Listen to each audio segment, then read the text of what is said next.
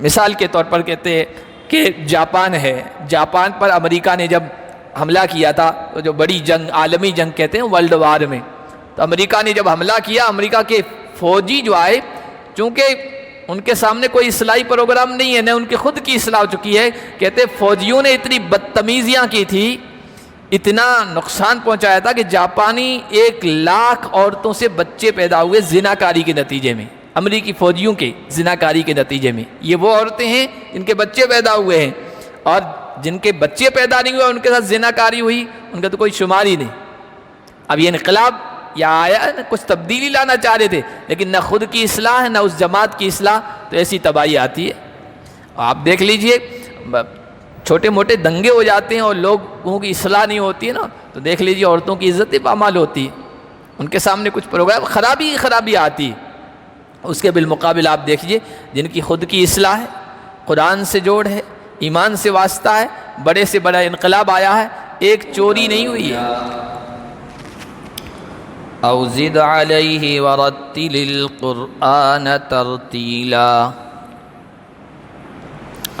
انا سنلقی علیک قولا ثقیلا ان ناشئۃ اللیل ہی اشد وطئا واقوم قیلا۔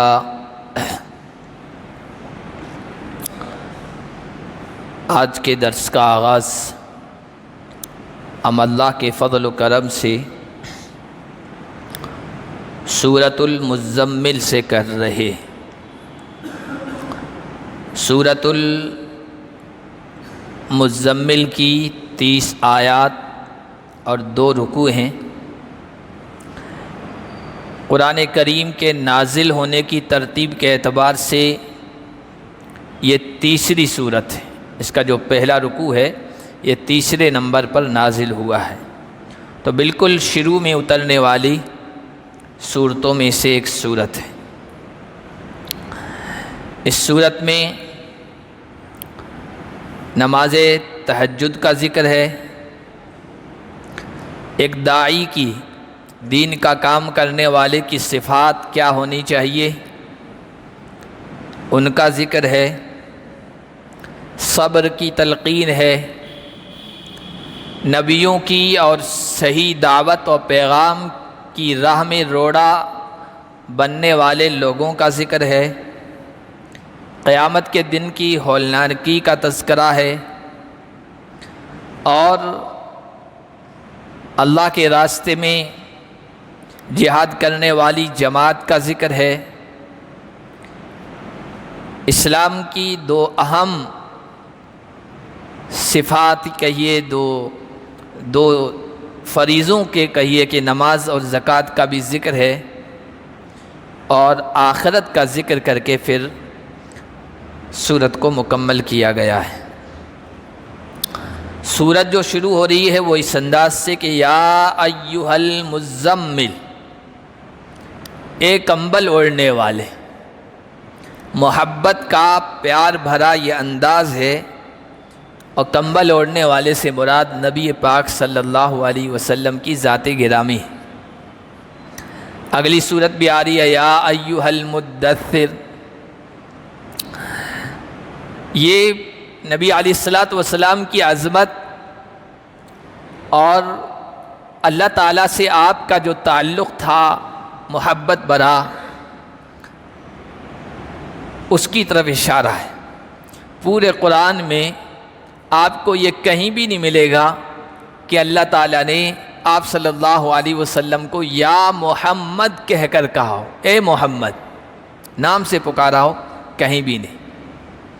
یا ایھا الرسول کہا ہے، یا ایھا النبی کہا ہے، اور پھر آپ کی جو ادائیں تھیں، آپ کی جو کیفیتیں تھیں، ان کو پیار بھرے انداز میں ذکر کر کے آپ کو مخاطب کیا ہے۔ جیسے اب یہیں یا ایھا المزمل، یا محمد بھی کہہ سکتے تھے، لیکن نبی کی عظمت اور اللہ سے جو تعلق تھا، اللہ نے محبت بھرے انداز میں کہا اے کالی کملی والے، جو ہم کالی کملی والے ترجمہ کرتے ہیں تو وہ کالی کملی والے، اے کمبل اوڑھنے والے۔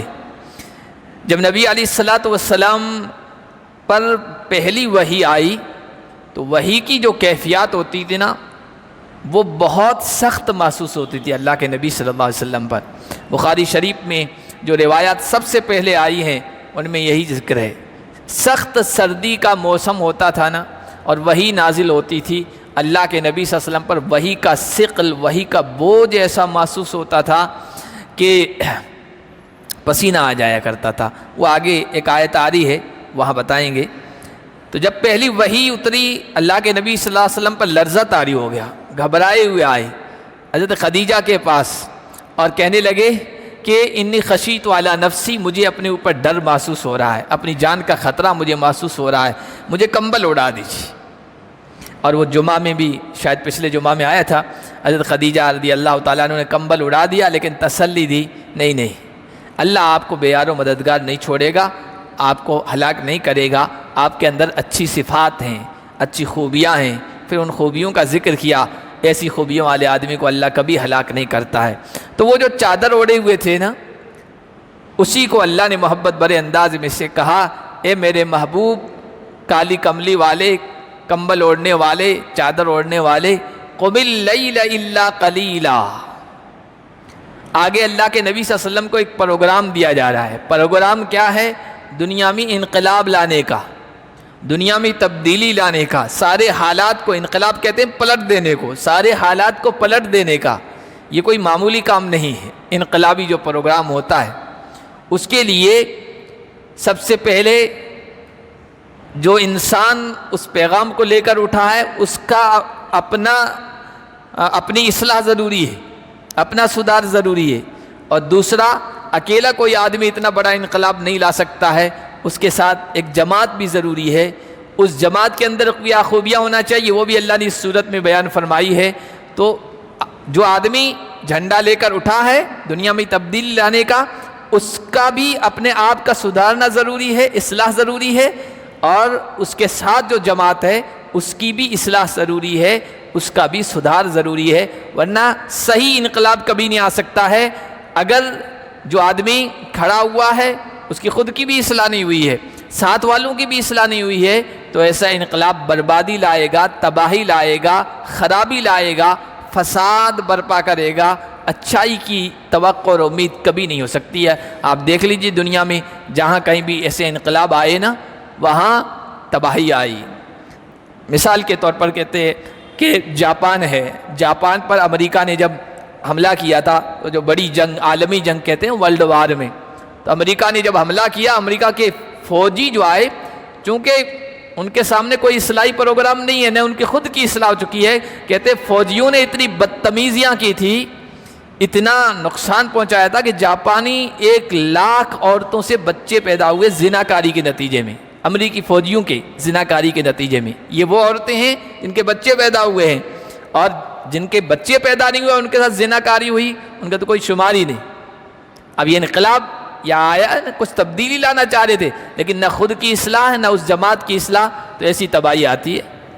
آپ دیکھ لیجئے چھوٹے موٹے دنگے ہو جاتے ہیں اور لوگوں کی اصلاح نہیں ہوتی ہے نا، تو دیکھ لیجئے عورتوں کی عزت پامال ہوتی ہے، ان کے سامنے کچھ پروگرام خرابی آتی ہے۔ اس کے بالمقابل آپ دیکھیے جن کی خود کی اصلاح ہے، قرآن سے جوڑ ہے، ایمان سے واسطہ ہے، بڑے سے بڑا انقلاب آیا ہے، ایک چوری نہیں ہوئی ہے، ایک ڈاکہ زنی نہیں ہوئی ہے، ایک عورت کی عزت و آبرو بھی پامال نہیں ہوئی ہے۔ ہم حضور علیہ السلام کے انقلاب کو چھوڑ دیتے ہیں، حضور کے غلاموں نے اس وقت دنیا میں جو انقلاب برپا کیا ہے وہ تاریخ بھی اٹھا کر دیکھ لیجئے، ساری دنیا نے دیکھا ہے، لوگ ڈر کے مارے بھاگ رہے تھے۔ افغانستان میں جو انقلاب آیا یہ انقلابی تو ہے، امریکہ جب بھاگا اور پورا تختہ پلٹ دیا گیا ہے، کوئی خبر آئی تھی کسی کی عورت کی عزت و آبرو پر حملہ ہوا؟ نہیں آئی، ڈاکہ زنی نہیں ہوئی، چوری نہیں ہوئی۔ حالانکہ ایسے موقع پر کیا ہوتا ہے جہاں اصلاح نہیں ہوئی ہوتی ہے، دیکھ لیجئے ابھی ہوا بنگلہ دیش میں،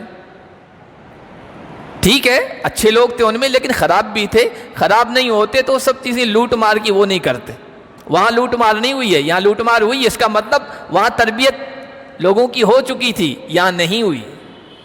تو یہ ایک زندہ مثال ہے، انقلاب جب آتا ہے، انقلاب لانے والا خود اچھا ہے لیکن جماعت کی تربیت نہیں ہوئی، وہ بربادی لے آئیں گے۔ تو حضور کے زمانے میں بھی ایسا ہوا ہے، انقلاب آیا ہے اور آج بھی جہاں محمد عربی کے سچے جانشین انقلاب لے آئیں گے وہاں بربادی نہیں آئے گی. تو وہ ان کے اندر کیا صفات ہونی چاہیے وہ اللہ نے بیان فرمایا. سب سے پہلی صفت اللہ سے اس کا مضبوط تعلق, اور اللہ سے مضبوط تعلق تہجد کی شکل میں ہو. قم اللیل الا قلیلا, رات کو کھڑے ہو جائیے. قیام اللیل اسی کو کہتے ہیں, تہجد کو. قم اللیل, رات کو کھڑے ہو جائیے مگر تھوڑا. نصفہ, آدھا. اب انقص منہ, یا اس میں سے قلیلا تھوڑا اور کم کر دیجئے. او زد علیہ, یا آدھے سے زیادہ کر دیجئے. جیسی سہولت, جیسے آسانی ہو.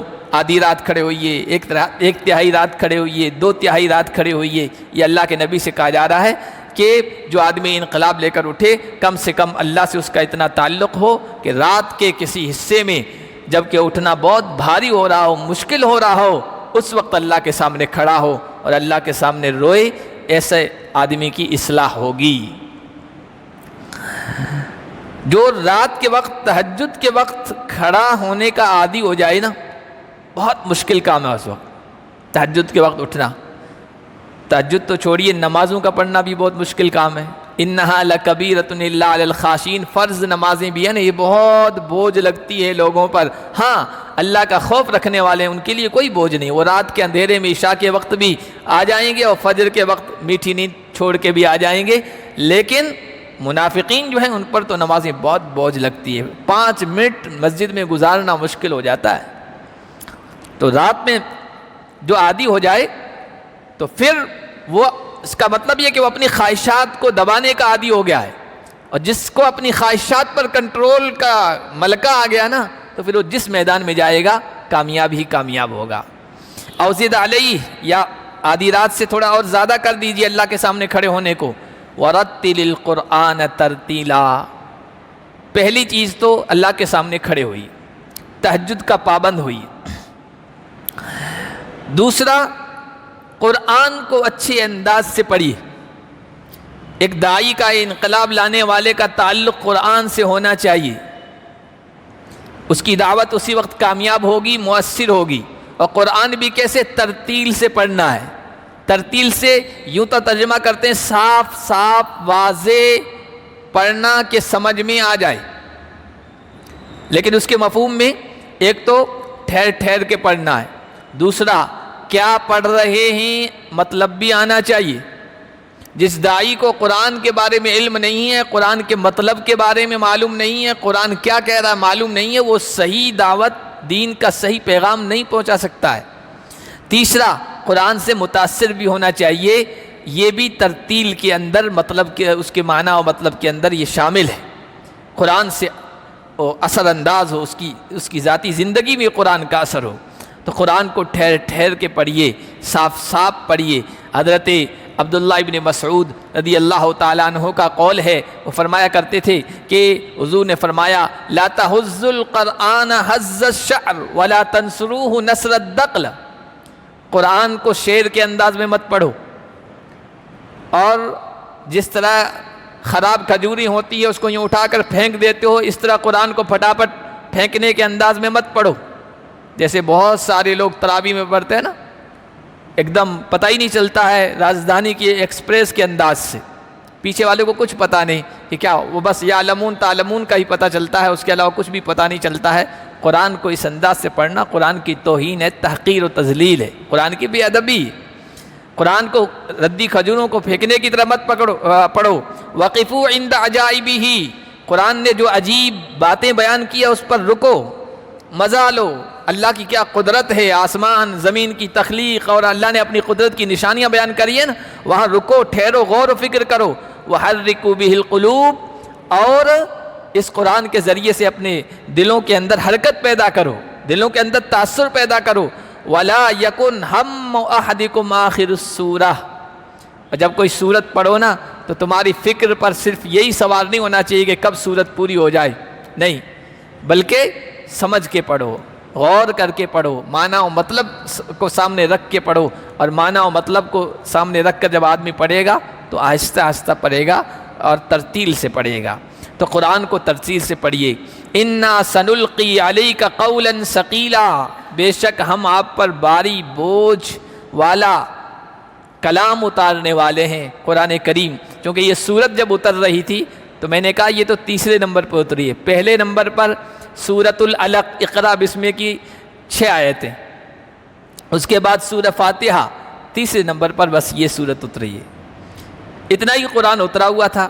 اور صحابہ سے نبی کے واسطے سے کہا جا رہا ہے قرآن کو آہستہ آہستہ پڑھو، کیونکہ 3 سورتیں اتری ہے، اب تہجد میں پڑھیں گے فٹافٹ ختم ہو جائے گا، تو ٹھہر ٹھہر کے پڑھو، غور و فکر کر کے پڑھو. اور قرآن قول ثقیل ہے، باری بوجھ ہے. اس کے ذریعے سے جو پیغام دیا جا رہا ہے، جو انقلاب لانا ہے، وہ کوئی آسان کام نہیں ہے، بہت مشکل کام ہے. ہم یہ کلام آپ پر اتارنے والے ہیں. ان ناشئۃ اللیل ہی اشد وطئا واقوم قیلا. اس کلام کو آپ کب پڑھیں؟ ان ناشئۃ اللیل، رات کا جو حصہ ہے وہ بوجھ کے اعتبار سے بہت سخت ہے اور بات کے اعتبار سے بہت درست ہے. یعنی تہجد کب پڑھنا چاہیے؟ قیام اللیل وہ رات کے آخری پہر میں، رات کے آخری حصے میں، اس وقت اٹھنا اشد وطئا، یہ بہت بوجھ والا ہے، روندنے کے اعتبار سے بہت سخت ہے. اس میں اپنے آپ کو کچلنا پڑتا ہے، اپنے نفس کی خواہشات کو کچلنا پڑتا ہے، نیند کو دبانا پڑتا ہے، تب جا کے آدمی اٹھ پاتا ہے. پھر یہ کہ اس وقت کی خصوصیت یہ ہے کہ اس وقت جب آدمی نیند لے کر اٹھا ہو، جلدی سو گیا ہو عشاء کے فوراً بعد، اور پوری نیند لے کے جب آخری پہر میں اٹھا ہو تو ذہن اور دماغ بالکل خالی ہوتا ہے. دن کے اندر شاہ ولی اللہ محدث دہلوی رحمۃ اللہ نے لکھا کہ دن کے اندر انقباض ہے اور رات کے اندر انبساط ہے. انقباض کہتے ہیں سکڑنے کو، اور انبساط کہتے ہیں کھلنے کو، بچھنے کو. کیا مطلب؟ کہ دن کے اندر مشغولیتیں ہیں، لوگ جاگے رہتے ہیں، جانور جاگے رہتے ہیں، اور آج کل تو اب گاڑیوں کا ہنگامہ، شور غل ہو ہلہ، تو اس میں آدمی کچھ بولتا ہے، کچھ پڑھتا ہے نا، ذہن یکسو نہیں ہوتا، ایک طرف نہیں ہوتا، خالی نہیں رہتا، پڑھ رہا ہوتا ہے، دوسری چیزیں ڈسٹرب کر رہی ہوتی ہے. اس لیے اس وقت زیادہ غور و فکر نہیں کیا جا سکتا ہے. اس لیے اب دیکھیے دن کی جو نمازیں ہیں وہ گونگی ہے. گونگی کا مطلب جس کو سرن کہتے ہیں، خاموشی والی، زور سے اس میں کلام پڑھنے کو نہیں کہا گیا، لیکن رات والی نمازیں جتنی بھی ہیں اس میں زور سے کلام پڑھا جا رہا ہے. کیوں؟ کہ رات کے اندر سناٹا ہوتا ہے، خاموشی ہوتی ہے، انبساط ہوتا ہے، اس میں جو کچھ پڑھا جائے گا اس کی طرف دھیان بھی جائے گا، غور و فکر بھی کیا جائے گا. اس لیے رات کی نمازوں کو جہری کہا گیا، بولنے والی کہا گیا، زور سے پڑھنے کا حکم دیا گیا ہے. تو فرمایا اقوام قیلا، رات میں اٹھنا تو بہت مشکل ہے، لیکن جب اللہ کے سامنے کھڑے ہوں گے اور قرآن کی تلاوت کریں گے تو اس وقت اللہ تعالیٰ سے مناجات کر رہے ہیں، گفتگو کر رہے ہیں. جو بھی بات ہوگی ذہن ادھر ادھر بھٹکا ہوا نہیں ہوگا، یکسو ہوگا، ایک طرف ہوگا، اور بات کرنے میں، مناجات کرنے میں، اللہ سے مانگنے میں لذت محسوس ہوگی. اس لیے آپ دیکھیے جو بچے حفظ کرتے ہیں نا، قرآن یاد کرتے ہیں نا، وہ صبح جلدی اٹھتے ہیں. مدرسوں میں، تمام مدرسوں میں یہی رواج ہے. جہاں مسجدوں میں بھی یہ نظام ہوگا حفظ کا، تو ضرور چاہے 1 گھنٹہ نہیں تو آدھا گھنٹہ 20 منٹ بچوں کو کہا گیا ہوگا کہ نماز سے پہلے آئیں. ذہن یکسو ہوتا ہے، سبق اس وقت آسانی سے یاد ہو جاتا ہے. اس کے فوراً بعد سبق سنا دیتے ہیں، یا فجر کے فوراً بعد سبق سنا دیتے ہیں، اس ذہن میں بات بیٹھ جاتی ہے اس وقت کی. تو اس وقت بات درست کرنے کے اعتبار سے بھی وہ بہترین وقت ہے. ان لک فی النہار سبحا طویلا. اور اے نبی، یہ جو ہم قرآن پڑھنے کو، رات میں کھڑا ہونے کو کہہ رہے ہیں نا، اس وجہ سے کہ آپ کو دن میں بہت لمبا تیرنا ہے، پیرنا ہے. صبح کے معنی آتے ہیں تیرنا، یہاں مراد ہے کہ گھومنا ہے. چونکہ دن میں اللہ کے بندوں کے پاس جانا ہے، بہت سارے اور مشغولیتیں ہیں. اللہ کے نبی صلی اللہ علیہ وسلم اللہ سے بھی تعلق قائم کیے ہیں، بندوں سے بھی میل ملاپ ہو رہا ہے، تعلقات ہو رہے ہیں، اللہ کا پیغام پہنچا رہے ہیں، دین کی تبلیغ کر رہے ہیں، اللہ کا بھی حق ادا کر رہے ہیں، بندوں کا بھی حق ادا کر رہے ہیں، بہت سارے کام ہیں. اس لیے یکسوئی کا وقت تو آپ کو رات میں ملے گا، تو آگے دن میں آپ کے سامنے بہت سارے کام ہیں، مشغولیات ہیں.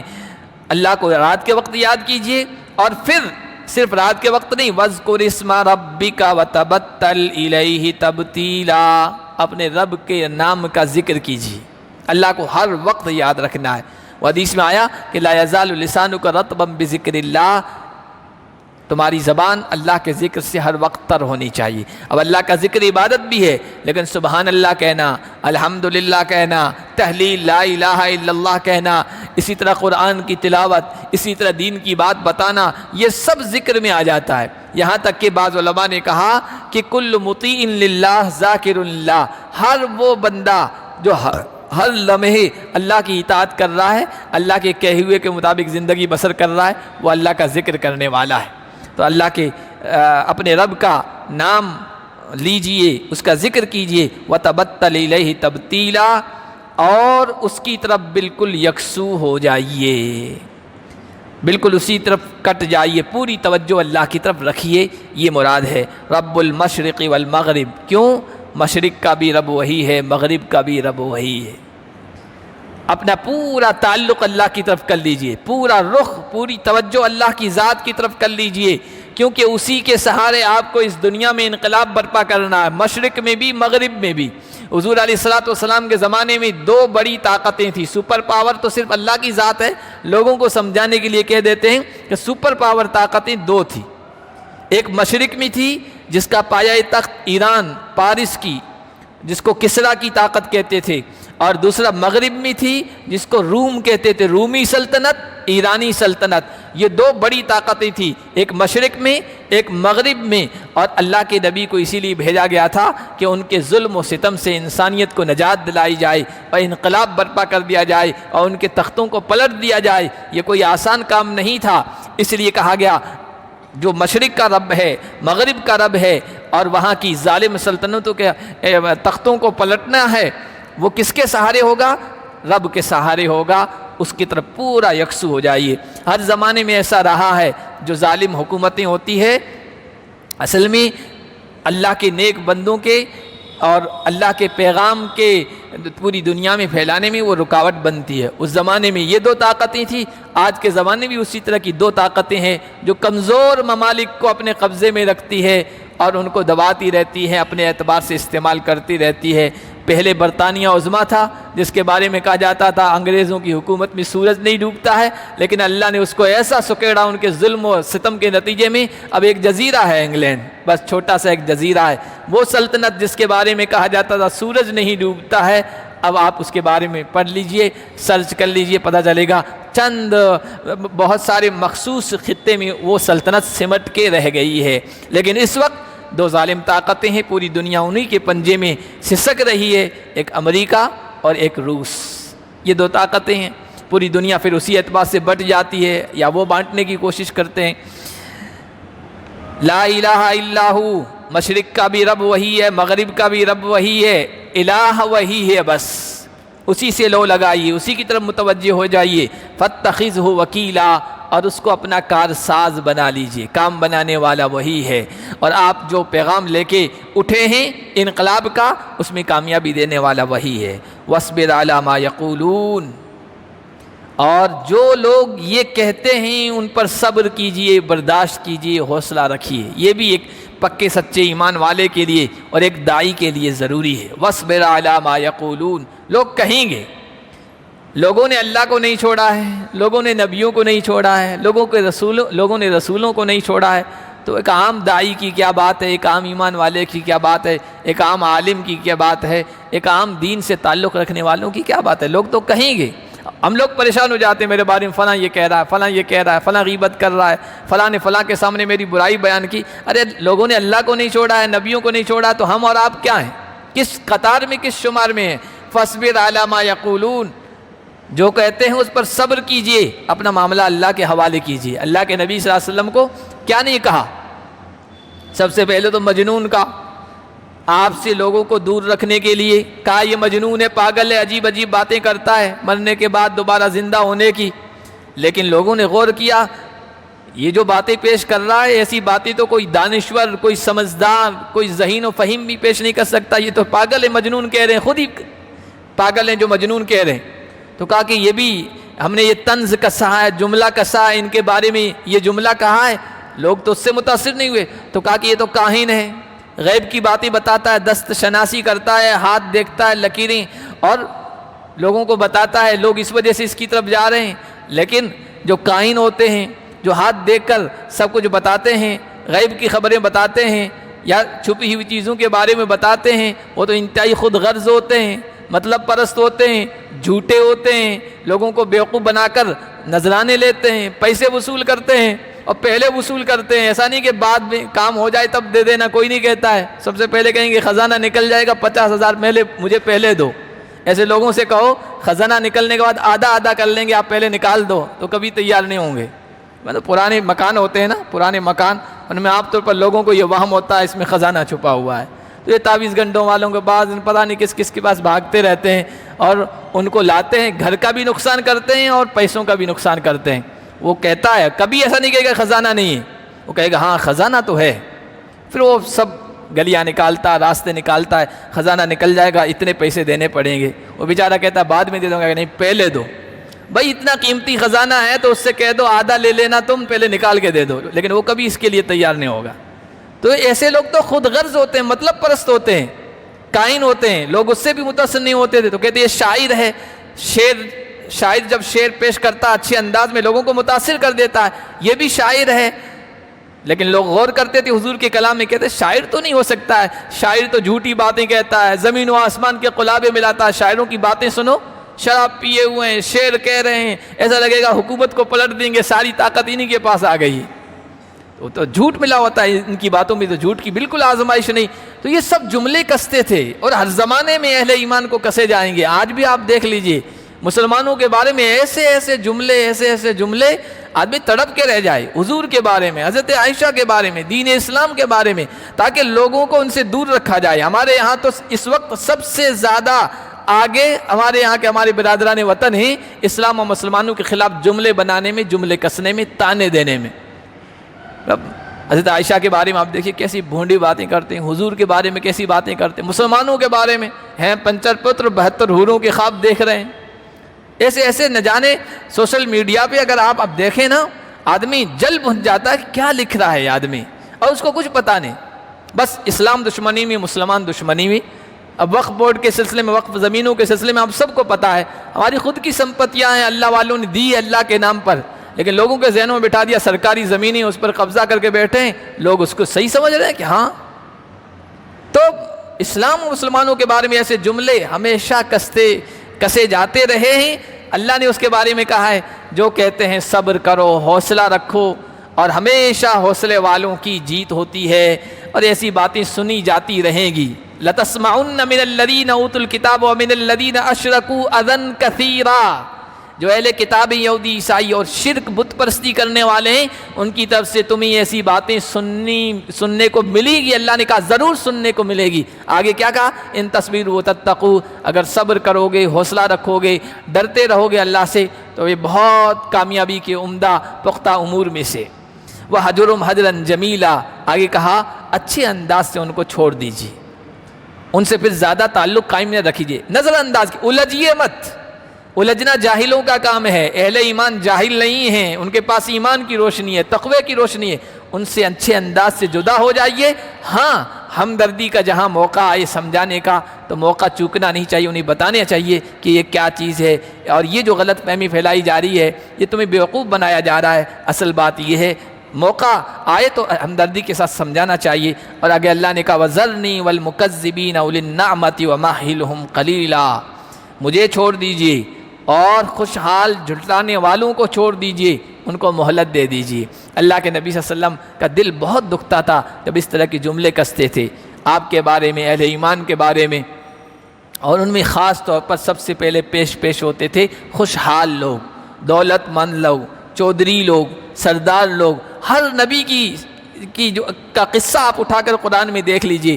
حضرت لوط کی قوم نے ان کو یہی کہا، یہ آدمی اس کے پاس کچھ ہے ہی نہیں، ہم اس کی بات کیسے مان لیں۔